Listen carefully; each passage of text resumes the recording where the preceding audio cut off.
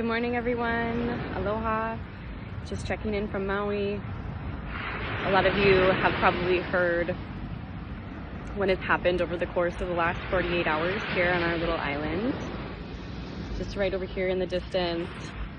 That is actually where the beautiful town of Lahaina is, and it's been really hard to hear about what's going on with our friends and our family that we love so much.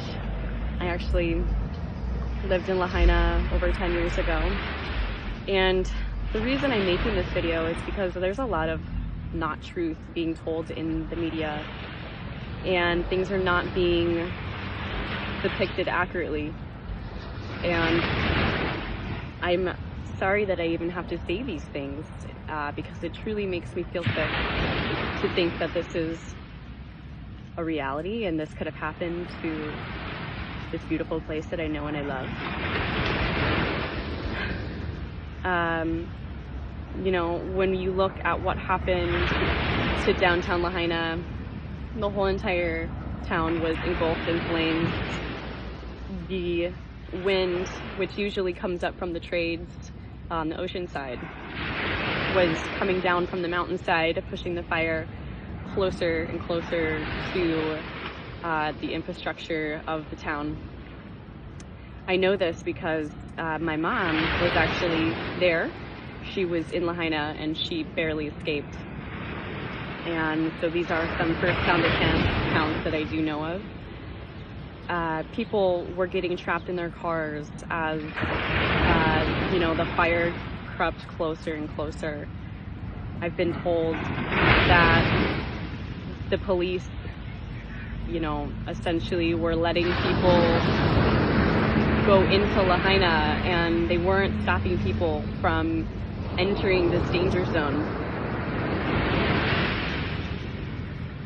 It gets worse when we find out that people were running from flames and jumping into the ocean to escape them. And I personally know somebody who spent 8 hours in the water before she was picked up by Coast Guard. And she is one of hundreds, if not thousands. And the media is saying that there's only, at this moment, 36 people that have lost their lives. And it hurts me to say that I don't believe this is true at all. I've heard first-hand accounts from family on the west side, from friends on the west side, from you know, response crews, that they are tagging hundreds of bodies. There are hundreds of bodies in the water. The death toll could be well over 400 just at this very point that I make this video. And they are not letting coverage into Lahaina. We have friends that went to the entrance of the poly to try to bring generators and water and supplies, shovels, things. Everyone was turned around. No one is able to bring help. We have thousands of volunteers that want to get into Lahaina and bring assistance for people. And we are not allowed to. Our friends and our family are right around this corner, and we are not allowed to go help them. Why? Yes, they just started taking in boats. They started taking evacuees in the cover of the night. But why are we turning down help? Why would FEMA do that? Why would the Red Cross do that? I think we maybe know our answer. There's trees in Lahaina that are still standing, and buildings are vaporized. I don't know if you know about direct energy weapons, but I would say that it's very much a possibility that this is what's happened on Maui. And I just wanted to take this moment to really give you guys first-hand account of what's going on here. You know, we are boots on the ground. Injected is from Maui, so we love this beautiful home of ours, and you know, hundreds of those people are very near and dear to my heart, and I'm very devastated for the absolute sadness that I'm feeling and experiencing, and that these families who have lost everything are experiencing. And I pray for our island ohana. We'd like you to know that we are making steps towards emergency response. Injected, as well as the wellness company, we are in the works of creating, you know, resource kits. We are going to be handing them out at the gym Maui, in the McKenna gym here in Southside Wailea.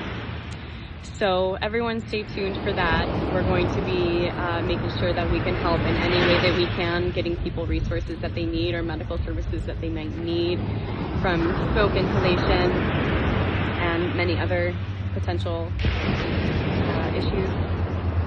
And just keep Maui in your thoughts and your prayers. Speak the truth. Tell about what's going on.